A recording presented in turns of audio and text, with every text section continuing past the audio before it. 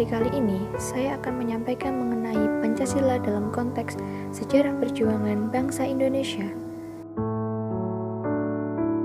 Pancasila dalam sejarah bangsa Indonesia dari masa ke masa, zaman penjajahan bangsa Eropa, kebangkitan nasional, zaman penjajahan Jepang, proklamasi kemerdekaan, masa setelah proklamasi kemerdekaan, dan reformasi. Pancasila adalah pilar ideologis negara Indonesia. Nama ini terdiri dari dua kata dari Sanskerta. Panca berarti 5 dan sila berarti prinsip atau asas. Pancasila merupakan rumusan dan pedoman kehidupan berbangsa dan bernegara bagi seluruh rakyat Indonesia. 5 ideologi utama penyusun Pancasila adalah ketuhanan yang Maha Esa, kemanusiaan yang adil dan beradab, persatuan Indonesia, kerakyatan yang dipimpin oleh hikmat kebijaksanaan dalam permusyawaratan perwakilan, dan keadilan sosial bagi seluruh rakyat Indonesia. Tercantum pada alinea keempat preambul pembukaan Undang-Undang Dasar 1945.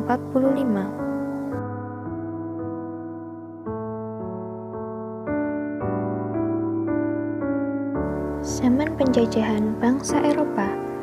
Bangsa asing yang masuk ke Indonesia yang awalnya berdagang adalah orang-orang bangsa Portugis. Namun, lama-kelamaan bangsa Portugis mulai menunjukkan peranannya dalam bidang perdagangan yang meningkat menjadi praktek penjajahan. Misalnya, Malaka sejak tahun 1511 dikuasai oleh Portugis. Pada akhir abad ke-16, bangsa Belanda datang juga ke Indonesia. Untuk menghindarkan persaingan di antara mereka sendiri, kemudian mereka mendirikan suatu perkumpulan dagang yang bernama VOC, yang di kalangan rakyat dikenal dengan istilah company. Mataram di bawah pemerintahan Sultan Agung 1613 sampai 1645 berupaya mengadakan perlawanan dan penyerangan ke Batavia pada tahun 1628 dan 1629. Walaupun tidak berhasil meruntuhkan, namun Gubernur Jenderal C.P. Count tewas dalam serangan Sultan Agung yang kedua itu. Pada abad itu, sejarah mencatat bahwa Belanda berusaha dengan keras untuk memperkuat dan mengintensifkan kekuasaan di Indonesia. Melihat praktek-praktek penjajahan Belanda tersebut, maka meledaklah perlawanan rakyat di berbagai wilayah Nusantara, antara lain Patimura di Maluku 1817, Baharudin di Palembang 1819, Imam Bonjol di Minangkabau 1821 sampai 1837, Pangeran Diponegoro di Jawa Tengah 1825 sampai 1830, Jelentik, Olim, Tengku Cik Ditiro, Tengku Umar dalam Perang Aceh 1860, Anak Agung Made dalam Perang Lombok 1894 sampai 1895, Sisingamangaraja di Tanah Batak 1900, dan masih banyak perlawanan lainnya. Penghisapan mulai memuncak ketika Belanda mulai menerapkan sistem monopoli melalui tanam paksa 1830 sampai 1870 dengan memaksakan beban kewajiban terhadap rakyat yang tidak berdosa.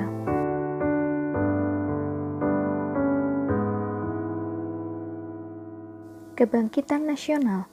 Atas kesadaran bangsa Indonesia, maka berdirilah Budi Utomo yang dipelopori oleh Dr. Wahidin Sudirohusodo pada tanggal 20 Mei 1908. Gerakan ini merupakan awal gerakan kemerdekaan dan kekuatan sendiri. Lalu mulailah bermunculan Indis, Partis, dan sebagainya. Dalam masalah ini, muncullah PNI 1927 yang dipelopori oleh Soekarno. Mulailah perjuangan bangsa Indonesia menitik beratkan pada kesatuan nasional dengan tujuan yang jelas, yaitu Indonesia merdeka. Kemudian pada tanggal 28 Oktober 1928 lahirlah Sumpah Pemuda sebagai penggerak kebangkitan nasional. Pada masa ini banyak berdiri gerakan-gerakan nasional untuk mewujudkan suatu bangsa yang memiliki kehormatan akan kemerdekaan dan kekuatannya sendiri.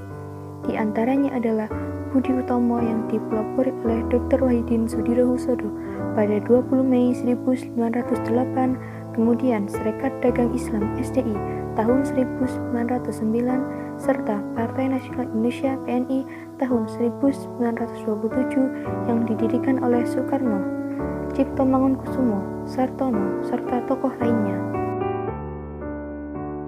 Sejak saat itu, perjuangan nasional Indonesia mempunyai tujuan yang jelas, yaitu Indonesia Merdeka. Perjuangan nasional diteruskan dengan adanya Gerakan Sumpah Pemuda pada tanggal 28 Oktober 1928 yang menyatakan satu bahasa, satu bangsa, serta satu tanah air, yaitu Indonesia Raya.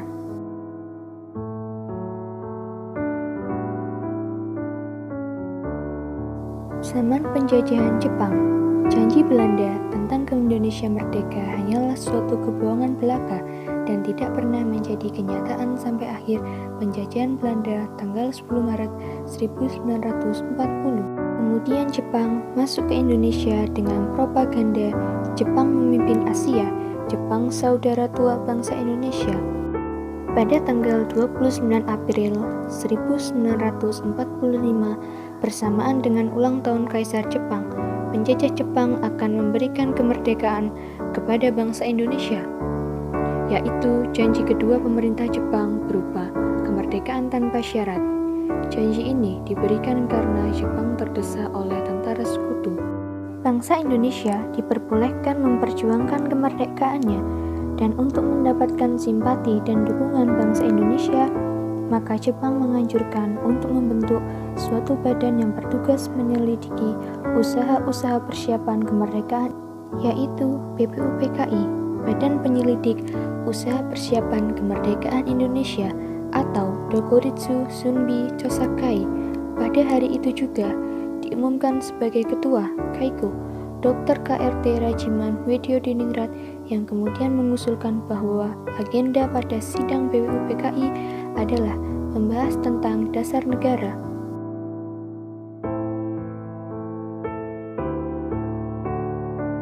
Proklamasi kemerdekaan.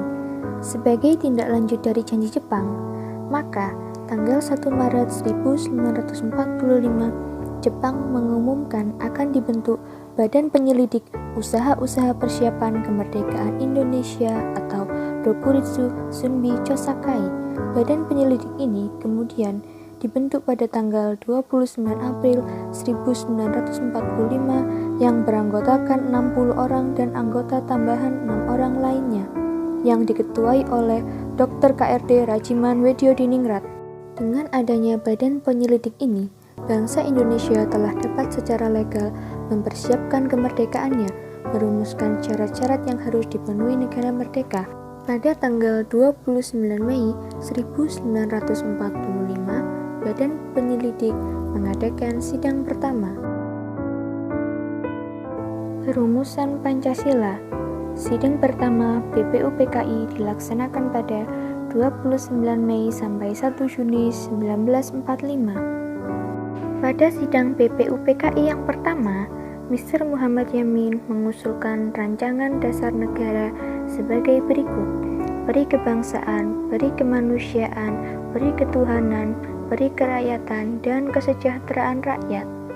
Setelah berpidato, beliau menyampaikan usulan tertulis mengenai rancangan Undang-Undang Dasar Republik Indonesia yang berbunyi, ketuhanan yang Maha Esa, kebangsaan persatuan Indonesia, rasa kemanusiaan yang adil dan beradab, kerakyatan yang dipimpin oleh hikmat kebijaksanaan dalam permusyawaratan perwakilan, keadilan sosial bagi seluruh rakyat Indonesia. Terdapat perbedaan bahwa usul yang dikemukakan Mr. Muhammad Yamin secara lisan dan yang dikemukakan secara tertulis. Hal ini dianggap sebagai bukti sejarah.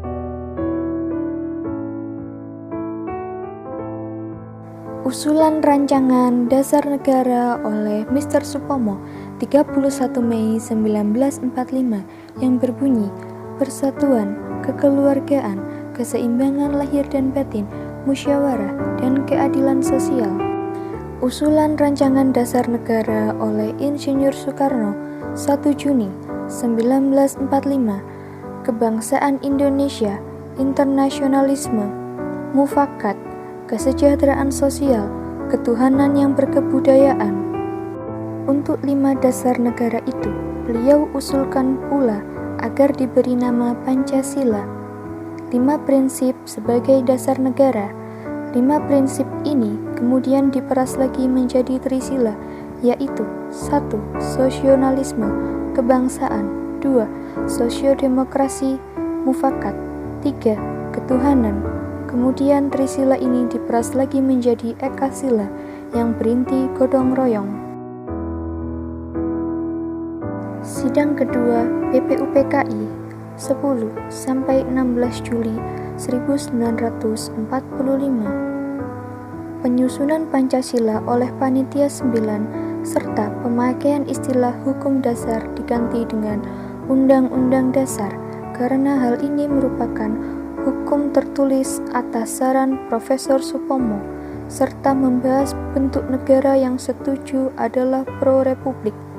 Keputusan-keputusan lain adalah membentuk panitia kecil, perancang Undang-Undang Dasar diketuai oleh Soekarno, panitia ekonomi dan keuangan diketuai oleh Muhammad Hatta, dan pembela tanah air diketuai oleh Abikusno Cokrosuyono. Susunan Undang-Undang Dasar yang diusulkan terdiri atas 3 bagian, yaitu Pernyataan Indonesia Merdeka yang berupa dakwaan di muka dunia atas penjajahan Belanda, pembukaan yang di dalamnya terkandung dasar negara Pancasila, pasal-pasal Undang-Undang Dasar. Piagam Jakarta. Pada tanggal 22 Juni 1945, 9 anggota BPUPKI mengadakan pertemuan untuk membahas pidato dan usulan mengenai dasar negara yang telah dikemukakan dalam sidang sebelumnya. Setelah mengadakan pembahasan, kemudian tersusunlah sebuah piagam yang kemudian dikenal dengan Piagam Jakarta dengan rumusan Pancasila sebagai berikut. Ketuhanan dengan kewajiban menjalankan syariat Islam bagi pemeluk-pemeluknya. Kemanusiaan yang adil dan beradab, persatuan Indonesia, kerakyatan yang dipimpin oleh hikmat kebijaksanaan dalam permusyawaratan perwakilan, keadilan sosial bagi seluruh rakyat Indonesia. Makna proklamasi. Naskah proklamasi ditandatangani oleh Insinyur Soekarno dan Dr. Andes Muhammad Hatta atas nama seluruh bangsa Indonesia. Proklamasi Kemerdekaan Negara Republik Indonesia tanggal 17 Agustus 1945 memiliki makna yang penting bagi bangsa Indonesia, yaitu 1. Proklamasi Kemerdekaan 17 Agustus 1945 sebagai titik puncak perjuangan bangsa Indonesia. 2. Proklamasi Kemerdekaan 17 Agustus 1945 sebagai sumber lahirnya Republik Indonesia. Dan 3. Proklamasi Kemerdekaan 17 Agustus 1945 merupakan nama pertama dari tata hukum Indonesia. PPKI. Keputusan hasil sidang PPKI adalah sebagai berikut. 1. Mengesahkan Undang-Undang 1945 yang meliputi. Setelah melakukan beberapa perubahan pada Piagam Jakarta yang kemudian berfungsi sebagai pembukaan Undang-Undang Dasar 1945, menetapkan rancangan hukum dasar yang telah diterima dari Badan Penyelidik pada tanggal 17 Juli 1945 setelah mengalami berbagai perubahan karena berkaitan dengan perubahan Piagam Jakarta, kemudian berfungsi sebagai Undang-Undang Dasar 1945. 2. Memilih Presiden dan Wakil Presiden pertama. 3. Menetapkan berdirinya Komite Nasional Indonesia Pusat sebagai Badan Musyawarah Darurat. Rumusan dasar negara Pancasila yang tercantum dalam pembukaan Undang-Undang Dasar 1945 adalah sah dan benar karena di samping mempunyai kedudukan konstitusional juga disahkan oleh suatu badan yang mewakili seluruh bangsa Indonesia, yaitu PPKI. Masa setelah proklamasi kemerdekaan. Setelah proklamasi, ternyata Indonesia masih dijajah oleh Belanda, yaitu pemaksaan untuk mengakui pemerintahan Nika. Untuk melawan propaganda Belanda pada dunia internasional, maka pemerintah RI mengeluarkan 3 buah maklumat. 1. Maklumat Wakil Presiden nomor 10 tanggal 16 Oktober 1945. 2. Maklumat Pemerintah tanggal 3 November 1945. 3. Maklumat Pemerintah tanggal 14 November 1945. Pembentukan Negara Republik Indonesia Serikat. Sebagai hasil dari konferensi meja bundar, maka ditandatangani suatu persetujuan oleh Ratu Belanda Juliana dan Wakil Pemerintah Republik Indonesia di kota Den Haag pada tanggal 27 Desember 1949. Maka berlaku pula lah secara otomatis anak-anak persetujuan hasil KMB lainnya dengan konstitusi RIS, antara lain 1. Konstitusi RIS menentukan bentuk negara serikat federalis yaitu 16 negara, pasal 1 dan 2. 2. Konstitusi RIS membentuk sifat pemerintah berdasarkan asas demokrasi liberal, di mana menteri-menteri bertanggung jawab atas seluruh kebijaksanaan pemerintah terhadap parlemen, pasal 118 ayat 2. 3. Mukadimah RIS telah menghapuskan sama sekali jiwa dan semangat maupun isi pembukaan UUD 1945, Proklamasi Kemerdekaan sebagai naskah proklamasi yang terinci. 4. Terbentuknya NKRI pada tahun 1950. 5. Berdirinya negara RIS dalam sejarah ketatanegaraan Indonesia adalah sebagai suatu taktik politis untuk tetap konsisten terhadap deklarasi proklamasi yang terkandung dalam pembukaan UUD, yaitu Negara Persatuan dan Kesatuan.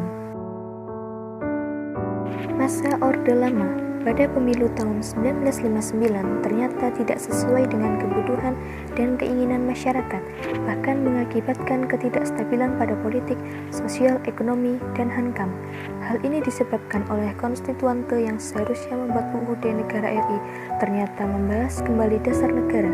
Maka, pada tanggal 5 Juli 1959, yang menyatakan Presiden sebagai badan yang harus bertanggung jawab mengeluarkan dekret atau pernyataan yang isinya membubarkan konstituante, menetapkan kembali UUD 1945 dan tidak berlakunya UUD 1950, dibentuknya MPRS dan DPAS dalam waktu sesingkat-singkatnya. Berdasarkan dekret presiden tersebut, maka UUD 1945 berlaku kembali di negara Republik Indonesia hingga saat ini. Masa Orde Baru adalah suatu tatanan masyarakat dan pemerintahan yang menuntut dilaksanakannya Pancasila dan UUD 1945 secara murni dan konsekuen. Munculnya Orde Baru ini diawali dengan adanya aksi dari seluruh masyarakat, antara lain KAPI, KAMI, KAGI, dan lainnya.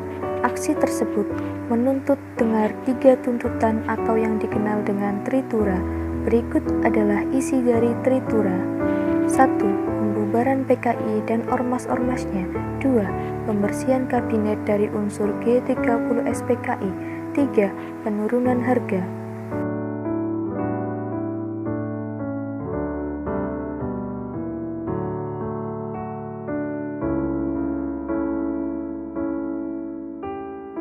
Reformasi.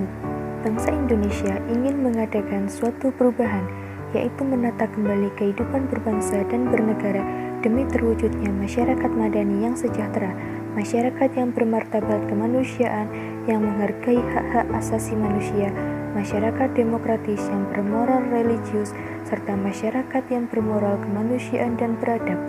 Betapapun perubahan dan reformasi dilakukan, namun bangsa Indonesia tidak akan menghancurkan nilai religiusnya, nilai kemanusiaannya, nilai persatuannya, nilai kerakyatan, serta nilai keadilannya. Oleh karena itu, gerakan reformasi harus tetap diletakkan dalam perspektif Pancasila sebagai landasan cita-cita dan ideologi, sebab tanpa adanya suatu dasar nilai yang jelas, maka suatu reformasi akan mengarah pada suatu disintegrasi, anarkisme, brutalisme, serta pada akhirnya menuju pada kehancuran bangsa dan negara Indonesia. Dalam perspektif Pancasila, gerakan reformasi sebagai suatu upaya untuk menata ulang dengan melakukan perubahan-perubahan sebagai realisasi kedinamisan dan keterbukaan Pancasila dalam kebijaksanaan dan penyelenggaraan negara. Sebagai suatu ideologi yang bersifat terbuka dan dinamis, Pancasila harus mampu mengantisipasi perkembangan zaman, terutama perkembangan dinamika aspirasi rakyat. Semenjak ditetapkan sebagai dasar negara oleh PPKI 18 Agustus 1945, Pancasila telah mengalami perkembangan sesuai dengan pasang naiknya sejarah bangsa Indonesia. Tahapan perkembangan Pancasila sebagai dasar negara menurut Kuncoro dalam 3 tahap, yaitu 1. Tahap 1945 sampai 1968 sebagai tahap politis. 2. Tahap 1969 sampai 1964 sebagai tahap pembangunan ekonomi. 3. Tahap 1995 sampai 2020 sebagai tahap repositioning Pancasila.